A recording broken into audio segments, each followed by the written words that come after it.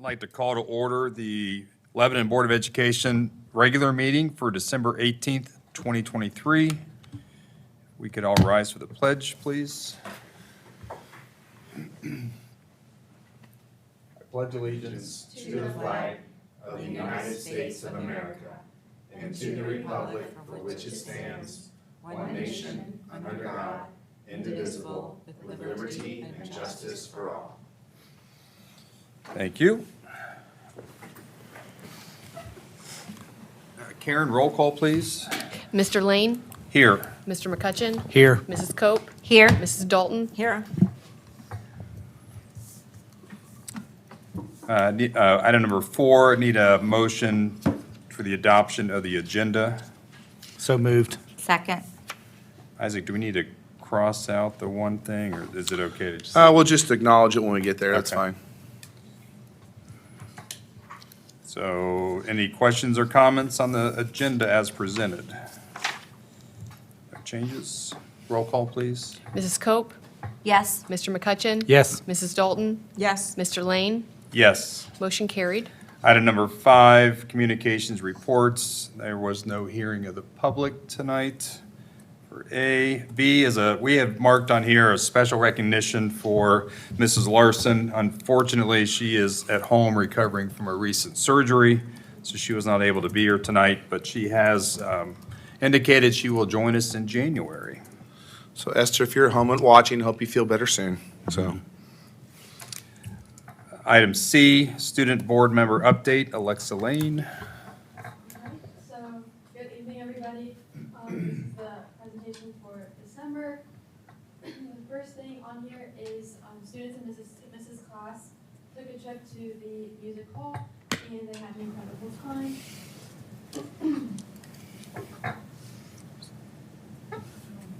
Microphone, Alexa. Last week, students in the Career Experience class, which is taught by Mrs. Brooks and Mrs. Coleman, presented their internships and lessons they learned while in the class to community members. This is a class at the high school that's offered to seniors and juniors. Something to note there, this was it's always a great thing. We have a lot of businesses and things that come in, and we'll see the work that the students are doing. That day, we had a member of the executive team from the Department of Education and Workforce in Columbus. He's responsible for the workforce part of that. He was on site that day, toured around, talked to kids, then sat and spoke with Bunny and Jen and Mark Grayler afterwards about a lot of the things that they're getting ready to put out for best practices in terms of workforce development and partnerships with school and community. And so I'm just thankful for Mrs. Brooks and Mrs. Coleman and the way that they're leading that class, and also consulting with what's happening around the state was a great opportunity for us to showcase our students. So The next item is Loud in the Library. Obviously, you don't see students in this picture. I took it during setup so I could get it on the presentation. But Loud in the Library was very successful. It had music performed by the electronic music group, had food and games for the students that were in attendance. Winter concerts started, I would say, 2 to 3 weeks ago, and they have been going on for the past couple of weeks. It's an amazing way to spread holiday cheer, and this is from the different bands, orchestras, and choirs. we have great students. I mean, I know if you haven't been able to get out and see them, I hope that you do that at some point in time, but our staff did a great job of getting kids ready for that, so it's been a lot of fun. Earlier this month, the LHS Leos Club collected over 135 items for the Child's Hope Advocacy Center. I think this is different than the one that the bus drivers did, but regardless, it's a huge success overall. Upcoming events this Thursday, NHS members are doing a staff breakfast for high school teachers. It'll be in the Media Center right when school starts. It's me. Superintendent surprise, Mr. Severs performs with the bands. If you click it again, the video. Oh, there's a video? Yep. Okay. Oh, I can't, actually, I don't think it works because I don't have your original when I have what Jessica sent me. Right, it's okay. Basically, he did some. He was a pirate. beautiful vocals for I was a the pirate, seventh yes. grade band. I was also late for the performance, so. I believe you were actually, Running on the stage. yeah, it was Santa the Barbarian was your title. That was my title, Santa the Barbarian. That's yes. what I had in my notes. Yeah, Santa the Barbarian. So I was told that this was taking place between 7:20 and 7:30. I was coming from a junior high basketball game where my son was performing. I got there at 7:02 to Mr. Lane's text of, "Where are you? They're looking for you on the stage." And then he had a nice come on down moment as he Yeah, where ran he was down the running. aisle. So- I parked illegally in the parking lot in front of the dumpsters, ran inside, down the aisle. It was quite the entrance. It was a lot of fun. So it was great to be a part of. Mr. Ionelli took full blame, but actually I thought it worked out even better the way it did. It was So- more memorable that way. More memorable, absolutely. So it was great. Thank you, Alexa. So item D is superintendent's report about strategic planning. Yeah, so I just wanted to update the board and really to begin the conversation so the community knows what we're entering into. We put an RFQ, or request for qualifications, out several months ago, requesting some information on people to do strategic planning. And what we were looking for in that process was a strategic plan, which, the philosophy, the idea of that was, as we continue to grow as a district, we want to make sure that we have some things in place about what makes Lebanon special, what are the priorities that we have in terms of academic programming, cultural things, what makes us unique, what makes us special. So that's that, and then have a plan for how we grow, how we expand that. So when we talk about a strategic plan, what we're looking for are sort of intermediate and long-term goals. What are some things that we hope to do academically, culturally, service, communication? Just how do we have a plan for improving as a school district? So along those lines, and some places are doing just, we want to do a strategic plan. What are the 1, 3, and 5-year goals that we have as a district? What we put out for the RFQ was a strategic plan, which was sort of around that idea of kind of an overarching big goals or themes for the district. Academic plan, which typically works with that strategic plan. What are the areas of emphasis and focus academically in which we need and want to improve? And so then what are the goals we're going to approach, whether that's improving graduation rates or test scores in certain areas, identifying those areas of need, and then what's our plan to go achieve that. And that's typically what happens as a part of a strategic planning process, those two things. What we included, what Karen and I included, was facility planning. And not necessarily that we're going to build new buildings. Our buildings are in good shape. Our buildings have been recently either constructed or renovated. But as we look at the possibility of growth, which we have our enrollment study that would factor into that, what's the current shape of our buildings? What are their current capacities, their abilities? And then as we grow, where do we add on? What do we do? What's necessary at what point in time to make sure we can continue to build with that growth? So that's part of the facilities plan with that. And then the last part of that would be a financial plan. We've heard back from people that was a very ambitious RFQ. So what we've heard from several of the places that have submitted plans to us, 2 companies were architect firms that partnered with leadership type of companies. The leadership company would do the strategic plan, mostly retired superintendents and consultant businesses, and they would partner with the architect firms. We had 2 of those options. We had one group that was a professional. They just do strategic plan, academic plan. It's everything from the conversations with the people to the graphic design and pretty materials at the end. They don't really touch facility master planning. That's not necessarily their area of expertise, besides to ask, what are some things you want with your facilities? What are needs that you have structurally or facility-wise in your district? And that would come out a lot in those discussions. And then the 4th company was actually some school employees from the region that do consulting work that would be doing this sort of assisting with it. So we haven't made any decisions. We've met with all 4 of them to hear their proposals. And then our idea and plan right now is to discuss other portions of that we like or that we don't like before we go and ask for some formal proposals from them to do that work. So we're not going to make a decision before January the 8th at our next board meeting, I can tell you that. We're beginning this process, not ending this process. But I did want to try to clarify, if people hear that, what are we doing? That's sort of the thought process behind that. Anything you want to add to that, Karen? The only thing I would add is that one of the big things that we learned from that whole process is it's going to be a slow process.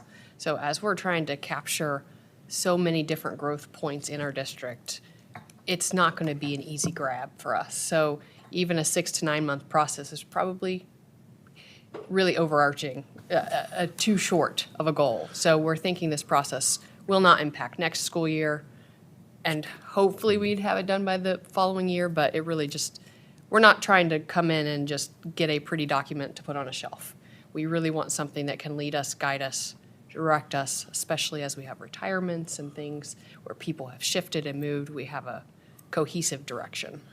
One of the things that that will be evident and hopefully a part of all of these discussions, not hopefully, will be, is a lot of input and collaboration with staff, with community, with students, with alumni. It's gathering a lot of input from people about what are the needs of our community, what are the needs of our school district, how do we make a plan that's unique and tailored to what Lebanon needs as a school district. And so a lot of those, we joked the other day, Mr. McCutcheon's like, there's a lot of buzzwords being floated around here in this discussion. Stakeholder input would be, a big part of that. It's not something that the 5 board members, Karen and I, are going to put together. We want to make sure that it's representative of our community, and the goal would be to give us some strategic vision and action steps for how we improve as a district, with some measurable goals along the way. That's the ultimate plan of any strategic planning process. We don't want something that is not useful or practical. We want something that is very, very much a living and breathing document. So we will continue to do some work on that and bring information back to the board. So that's it. How long does the consulting company, how long do they think that it takes to run a analysis like this? Do they? We heard several different, they mentioned you can do this as quickly as, 6 months.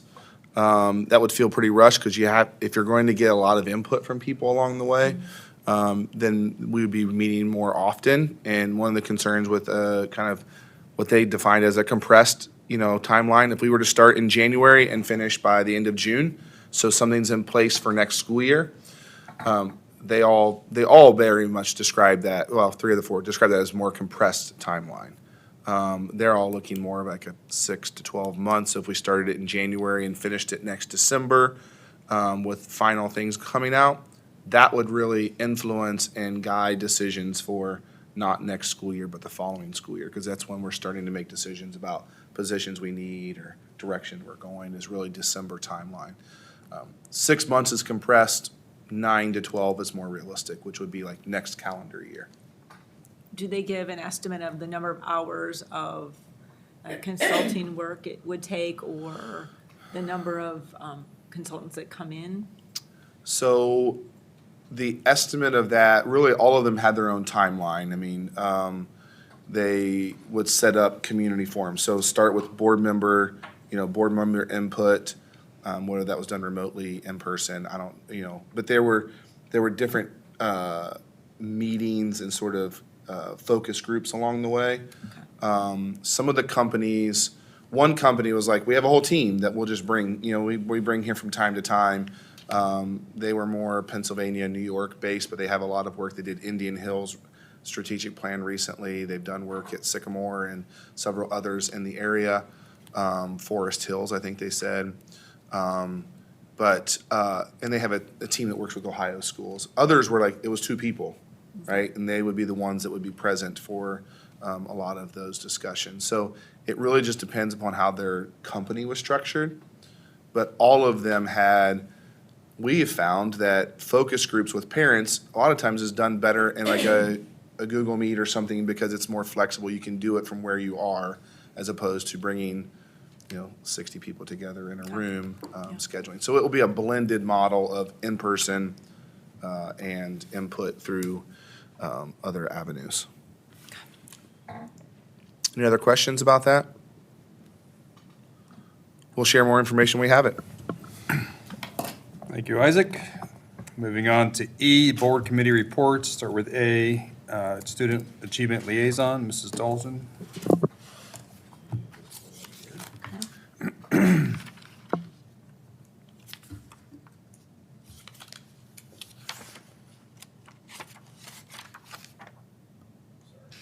It's okay.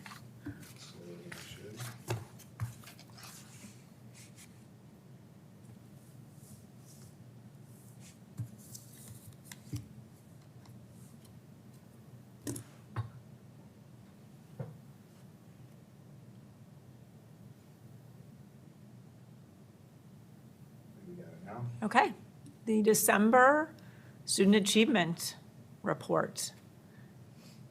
Okay, this is in general for the Lebanon City Schools and what's going on this month. We are going to be looking at monthly, the District Digest e-newsletter will be coming out, and I think Mr. Severs here will be giving some video reports Yeah, occasionally. so the one that just came out last week, we have several other videos kind of like that will introduce a little bit more of the topics of respectful, reflective, and responsible. But the goal is to get those newsletters out monthly.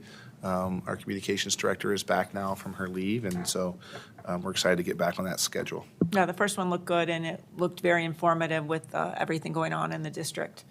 So one of the things that was nice to see our community coming together was the Squishmallow Drive that was put on by the Transportation Department, and they stuffed the bus with over 200 Squishmallows, and those were given to the Warren County Children's Advocacy Center, and that even made it onto the evening news. So it's great to see the good things that we're doing that are making it onto the evening news, because we do a lot of good things here in Lebanon. And I think the final tally was close to 4. Was it right? double that? Yeah. I can believe it, because that was early on, and they had 200, Yeah. and they were expecting more. So 400 is a great number. And that's to help a lot of kids that are going through the Child Advocacy Center, and then they kind of get one of these stuffed toys to make them feel good as they come in there. So the other thing that we're getting the Child Advocacy Center to do to help us out in our schools is the Aaron's Law, which was introduced last year, I believe. There's some education that's required now by the state, and they're helping out in our art classes for age-appropriate sexual abuse classes for our children at Berry. And so they're working with us there. So one thing I want to point out to that, previous newsletter that would have gone out probably October timeline from the school district had information about Aaron's Law and Save Students Act. Aaron's Law is a response to a law that was passed in Ohio. Actually was introduced by Scott Lips, representative from here in Warren County.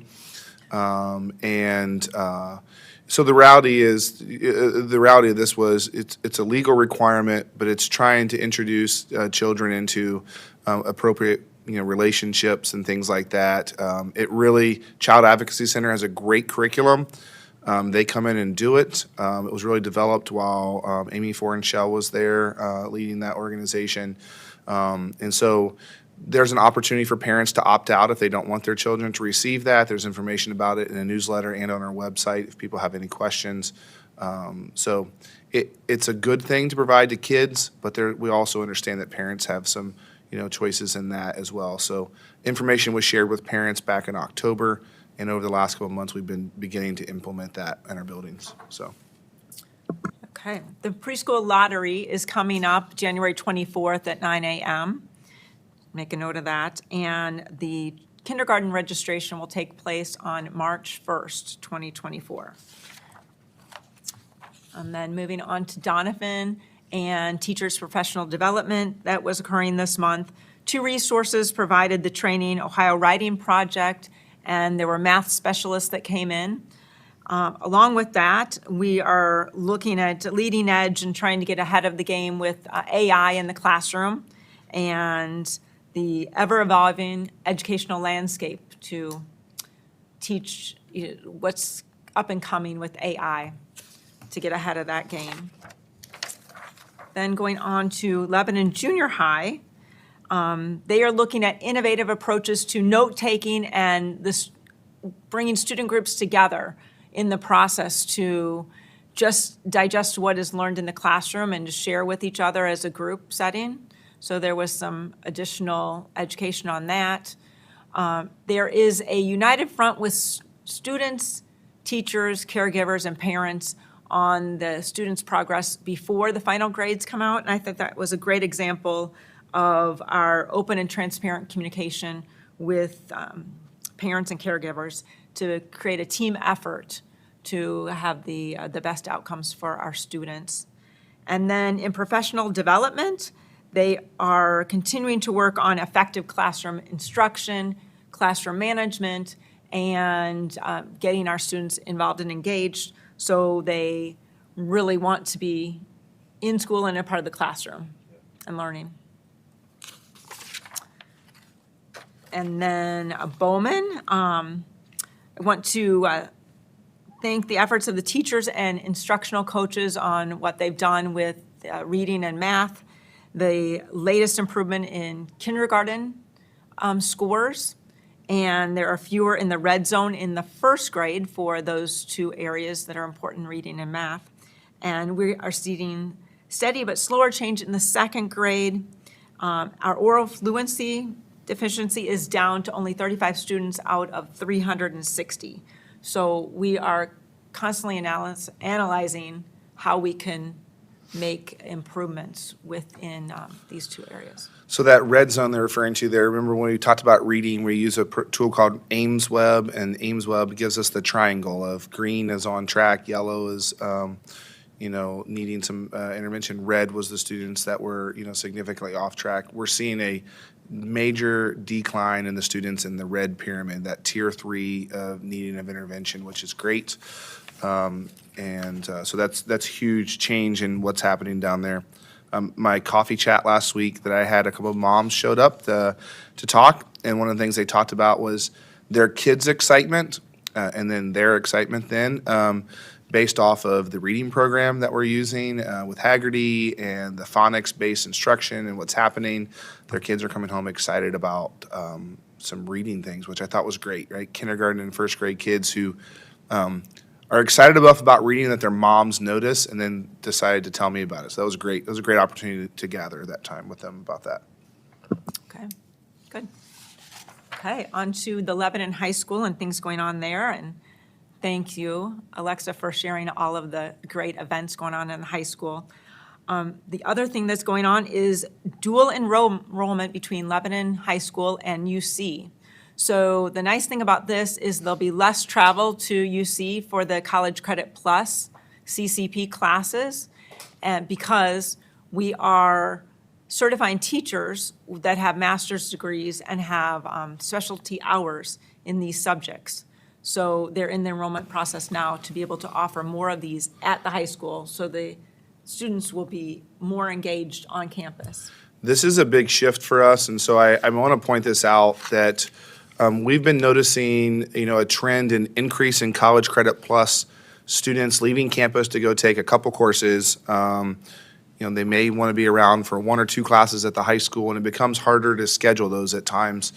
We also think we have some great staff members at the high school that we would love for them to be the ones teaching, some of these kids, because a lot of times you go to College Credit Plus, you're getting an adjunct professor, maybe not as, skilled teaching as some of the other people we have. So we put this out. We actually have, I think, 19 staff members at Lebanon High School that qualify to teach College Credit Plus.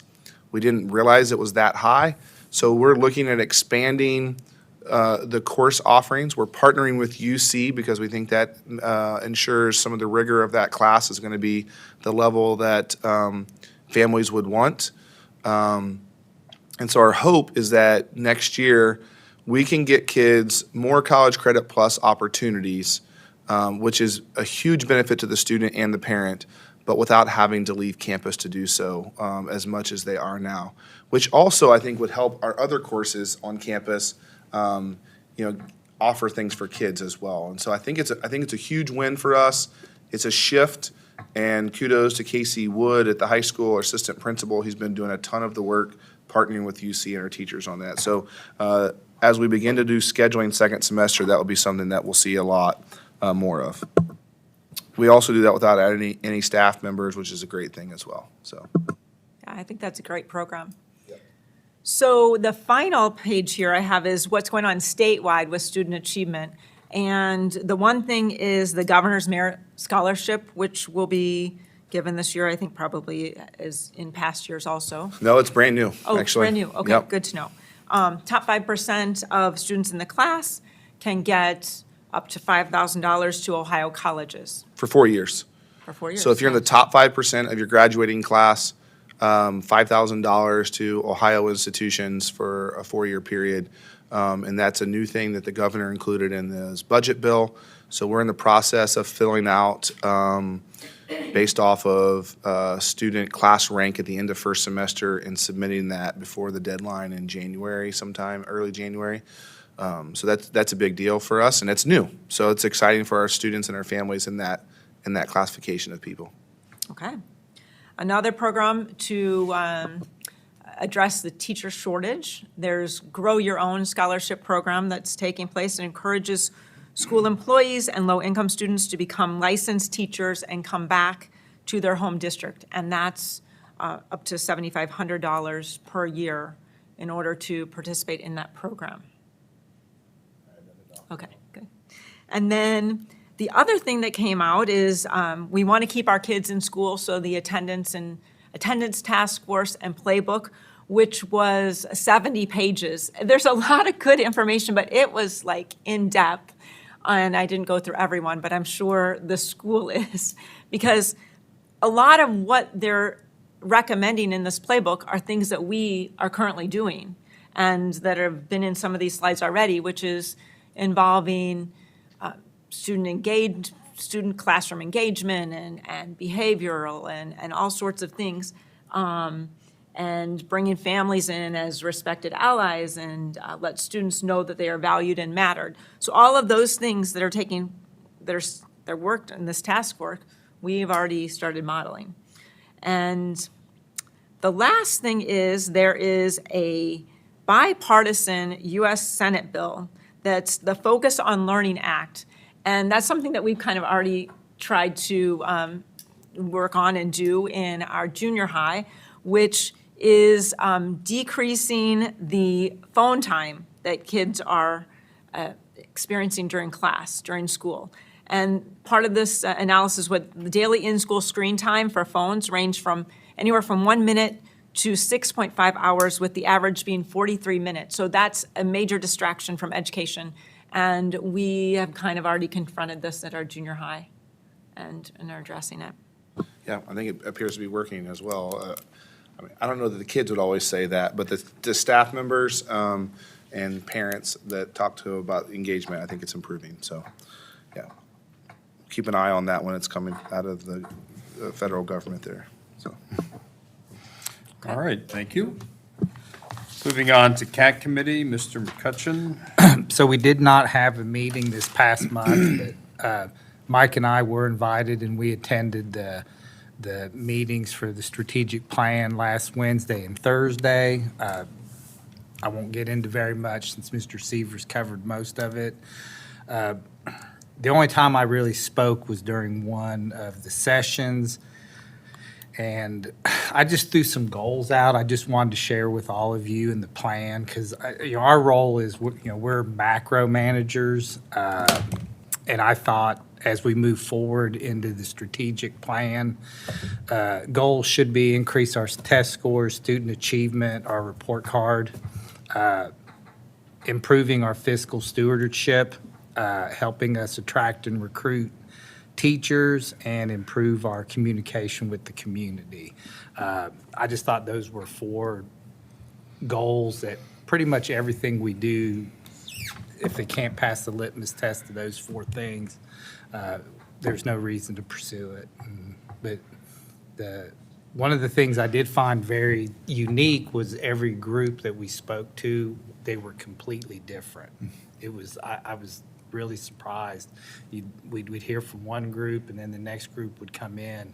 It was just a totally different view on what we were doing. Yeah. So, and that's it, sir.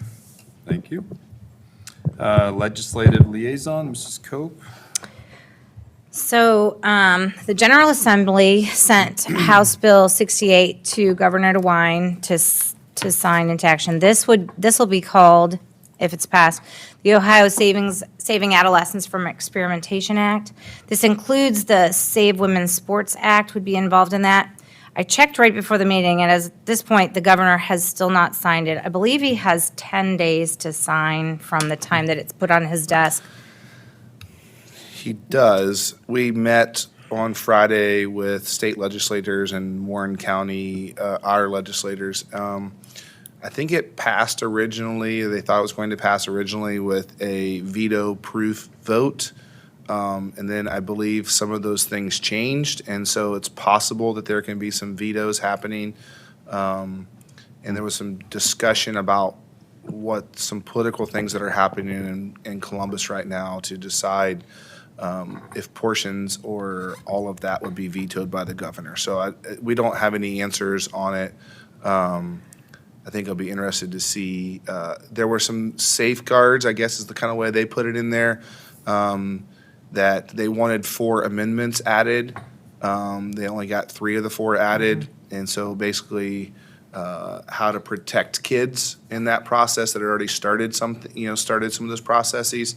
So I'm not sure what the ultimate vote will be, but I think he doesn't have much more time to make a decision on it. You're correct. Yeah, I think he's close. So I had just read right before the meeting that there was several things that you mentioned that he's trying to help weigh in on his decision. So we'll see what happens with that.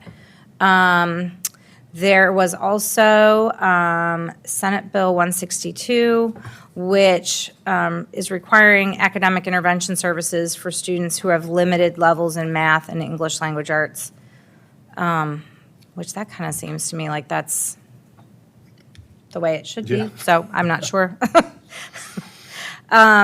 Senate Bill 168 brings about some regulatory changes. It would allow school districts to develop and use their own framework for teacher evaluation, which would be interesting, instead of using the State Board of Education framework, which for anyone that has used that, it is complex. It is difficult to use, so that might be a positive change there.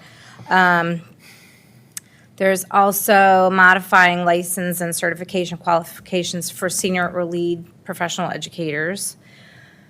Let's see here.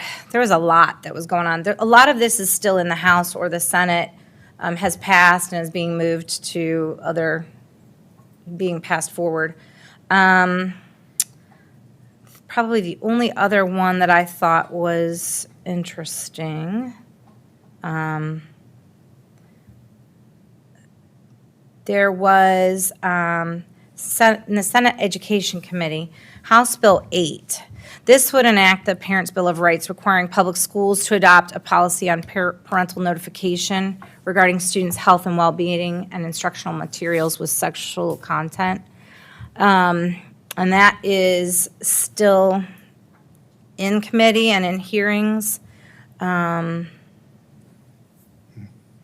than that, like I said, there's a lot, but those were the highlights of things that I thought would be probably of most interest to our people. Okay, thank you. And we won't have a Warren County Career Center update this evening, Mrs. Larson's absence. Item number 6, approval of minutes and signing. Any motion to approve the minutes as presented from the last meeting, November 20th? Second. Any questions, changes, comments on the minutes? Roll call, please. Mrs. Dalton? Yes. Mr. Lane? Yes. Mrs. Cope? Yes. Mr. McCutcheon? Yes. Motion carried. Item number 7, financial consent items. I need a motion to approve items A through J. So moved. Second. Mrs. Urban. Okay. Mine will be pretty short tonight, hopefully. Just giving you, we talked a lot about this last month, so this is our updated November forecast, looking 5 years out. So the green box is where we're at currently. The 2023 actual were your actual numbers. So it was, if you remember, a favorable change compared to the May forecast. So taking a look, we're almost halfway through the year, but you can see that our current operating cash is 134 days. We target 120. We think, based on how the numbers are falling right now, which you know changes very frequently, we look at ending the year with about 125, which will be very close to that target, so that's great. The gray bar shows you what is actually happening right now as compared to the blue line that actually happened last year. So you can see our cash balance is a little bit lower than it was last year, which again, we're trying to reach that target. So positive move there. Any idea what caused the slope to change so dramatically from, From like the 2 gray years. bars? Was it the blue line, but now it jumped down to red? in So a the short the period of month, time? it was primarily payroll. We have our supplemental payout in November. Okay. So you see a large dip there.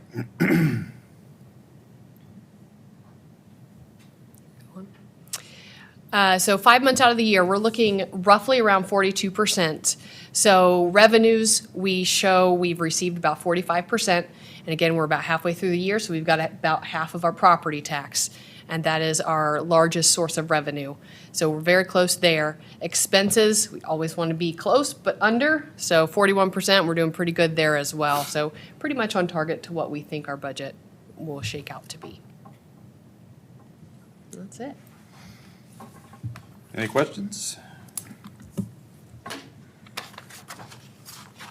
I'll just run through the rest of these. So B is monthly reports. C is amended appropriations. D is amended certificate of estimated resources, E is a fund transfer. You see this pretty frequently. This is Title II money that we transfer back to Title I so we can use it for Title I purposes. Kind Okay, of joint. perfect. F is donations. We have a nice list of donations again. We appreciate each of those. G is a lease agreement with Triple Creek Family Farms. So this is the family who farms the property out behind the junior high.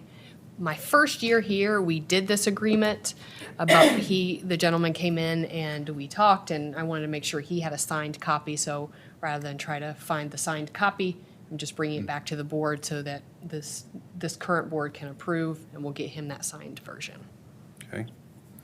H is an activity purpose and budget statement. I is a then and now. And J is revised fiscal year 24 exempt salary schedule. Two changes on there. One would be to change, we had some changes in our treasurer's office, so a payroll position. We had two payroll positions before that were at the same level. We've elevated one to payroll and benefits lead, so a little bit more responsibility. They'll be taking care of all of our benefits that our employees receive as well. So we moved that up a level, kept the other payroll at the same level. And then the other thing that we added, and it was an email that went out today to staff, was food service field supervisor. I believe that was added to the salary schedule as well.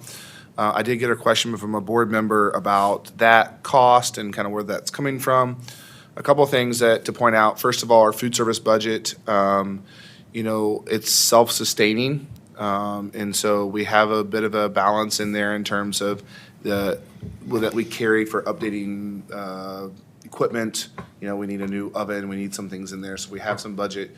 There's some budget room in food service, I think, for that position. But also Megan Grippa, who we hired as a dietitian, we are currently farming out to outsourcing dietitian and menu creation. She has the ability to do that internally, which is one of the reasons that we really liked her as a staff member.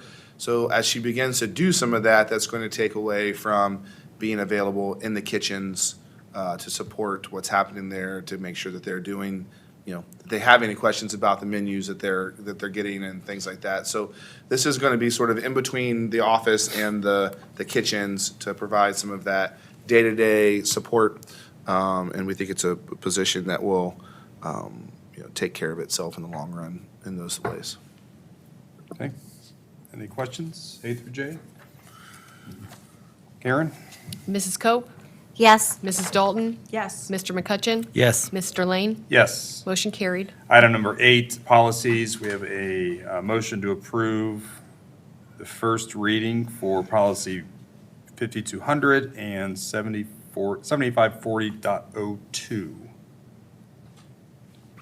Are there any specific questions on either one of those two policies? I don't think we have an We need a outstanding vote. motion first. I'm I sorry. need a motion. Sorry. Oh, so moved. Second. Are there any Okay. questions that anybody has on those policies specifically? I do not. Anybody else? No. It's a first reading. There was just some changes that, one of which we found when we were updating administrative guidelines on the attendance. It's not a change from what we currently do, but our policy did not match our practice. So that's why we're updating that at this time. And then the other one, is cleaning some things up with regulatory changes, so. Thanks. First reading, we'll bring back the second reading next month. Roll call, please. Mr. McCutcheon? Yes. Mr. Lane? Yes. Mrs. Cope? Yes. Mrs. Dalton? Yes. Motion carried. Item number 9. Karen, can I combine these? Yes. I always forget that one. Need a motion to approve items A and B. So moved. Second. So A is to approve a staff member to attend an out-of-state conference for professional development. Anything you want to add on that one? I think that conference is only available in that location, and it fits perfectly with what she's doing with her job. So our board policy says it needs to be board approved, but Okay. You it's know, not available locally. and B is an overnight out-of-state student trip for the Future Business Leaders of America. Yeah, they're going to Columbus for their annual conference in February, so we approve overnight field trips as well. All right, roll call, please. Mrs. Dalton? Yes. Mrs. Cope? Yes. Mr. Lane? Yes. Mr. McCutcheon? Yes. Motion carried. Item 10 is personnel. I need a motion to approve items A through L. So moved. Second. Give that one to Give it to Jennifer. Jennifer. She got it. Jump shot over here. I'm 3-pointer. pausing. So just to read through these, A is resignations, B is employment, C is substitute employment. All of these do go with background checks, of course. D is a list of supplementals. E is the board resolution for non-licensed coaches. F is supplemental volunteer coaches. G is a change of status. H is a list of volunteers, and again, thank you for all the volunteers that continue to put your time in. I is a leave of absence. J is a list of stipends. Isaac, stop me at any time. K is long-term certified substitute teachers. L is a second list of stipends. And that's it. Any questions on those? Roll call, please. Mr. McCutcheon? Yes. Mrs. Dalton? Yes. Mrs. Cope? Yes. Mr. Lane? Yes. Motion carried. Item number 11, I need a motion to approve item A, treasurer contract of employment. So moved. Second. So we met, met with Karen about extending her contract. We were very pleased with the work she's done with the district since she's been here. I guess that's all I have to say about that. So we did offer a new contract, and this is to approve that. Glad that she is willing to join us for another 5 years at this point. So, any other questions or comments? Perfect. Karen, please. Mr. Lane? Yes. Mrs. Cope? Yes. Mr. McCutcheon? Yes. Mrs. Dalton? Yes. Motion carried. You're stuck with me now. Item B is appointment of President Pro Tem. And so how do we handle this one? Do we, I guess, a motion to approve first? Yes. Okay, so we need a motion to approve the appointment of a president pro tem for our organizational meeting on January 8th. So moved. Second. So taking nominations. Or volunteers. Volunteer. I nominate Mike Lane. Appreciate that. I second it. Any other questions or nominees from the floor?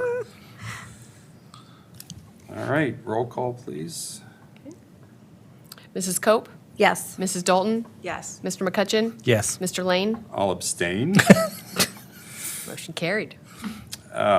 Item C is appointment of the associate school board member to serve on the Warren County Career Center Board of Education.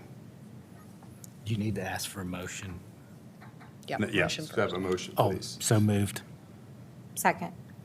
So I will read this. Whereas the Board of Education wishes to appoint a member to serve on the Warren County Career Center Board of Education, and whereas to be qualified to serve on a Board of Education of a joint vocational school district, a member must meet the qualifications set forth in Ohio Revised Code 3311.19. So at this point, let's take a nomination. I would like to nominate Mike Lane. Second. Any other nominations? Roll call, please. Mr. McCutcheon? Yes. Mrs. Dalton? Yes. Mrs. Cope? Yes. Mr. Lane? Abstain. Motion carried.